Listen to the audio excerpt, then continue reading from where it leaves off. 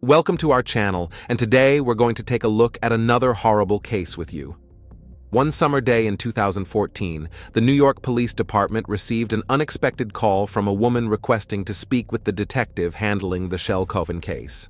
The caller was Debra Holmes, and she urgently requested a meeting with the investigators. Receiving such surprising news, they hoped this unexpected call might help thaw the long stagnant investigation into a tragic loss that had been at a standstill for 5 years.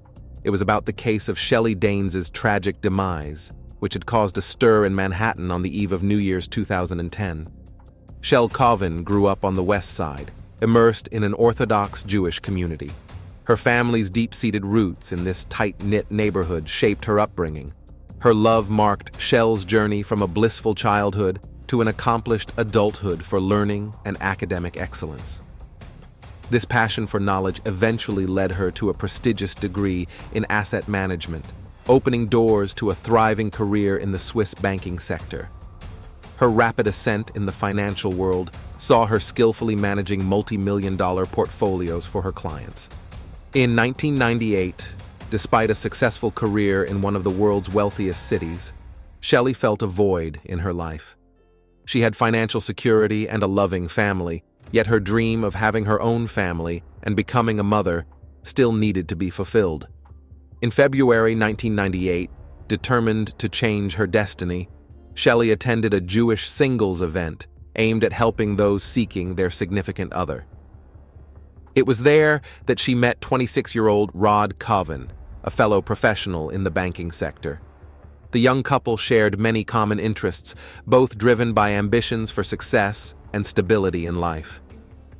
Their connection was instant and profound, and the relationship blossomed rapidly as they complemented each other perfectly. Disregarding the notable age difference, Shele and Rod were inseparable, spending every moment together.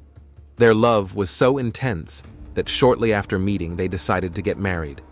Despite some acquaintances considering it a hasty decision, for Rod and Shele, everything felt just right. The happy couple soon welcomed 2 beautiful children, a boy and a girl, completing their family. On New Year's Eve 2009, the idyllic life of the Kovlin family was shattered by a tragic accident that led to Shele's death. Initially, the police deemed it a freak mishap. At the early stage of the investigation, they were convinced it was just that. Early in the morning of December 31st, at the Manhattan police station, 2 officers wrapping up their night shift were discussing their holiday plans over coffee. However, the calm atmosphere was abruptly disrupted at 7:30 a.m. by an urgent phone call from Rod Kovlin from the Upper West Side. In a frantic state, Rod informed the officers about bizarre occurrences at his ex-wife Shele Danishevsky's house. He had found her in her bathtub, submerged in blood-stained water, lifeless. Emergency services hoped Rod could provide the necessary assistance to save the victim. Following the operator's instructions over the phone, Rod pulled her out of the water and attempted resuscitation. But it soon became clear that saving her life was impossible. Shele's body was cold and motionless. A distraught Rod covered her with a blanket he found in the bedroom and waited for the police to arrive. Thus, on the last day of 2009, Manhattan witnessed a heartbreaking event in the life of Rod Kovlin. The police team arrived swiftly at the scene of the incident. Upon arrival, they quickly assessed the situation and cordoned off a central street in Manhattan. A lavish residence greeted them steps away from the city park.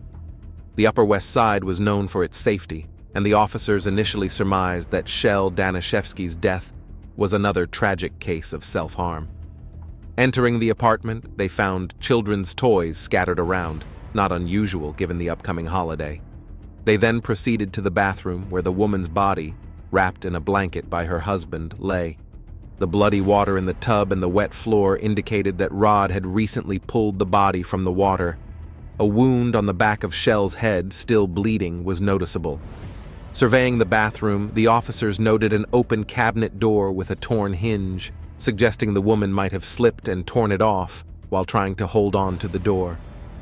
Forensic experts who arrived shortly after conducted a thorough examination to rule out other possible causes of the tragic incident.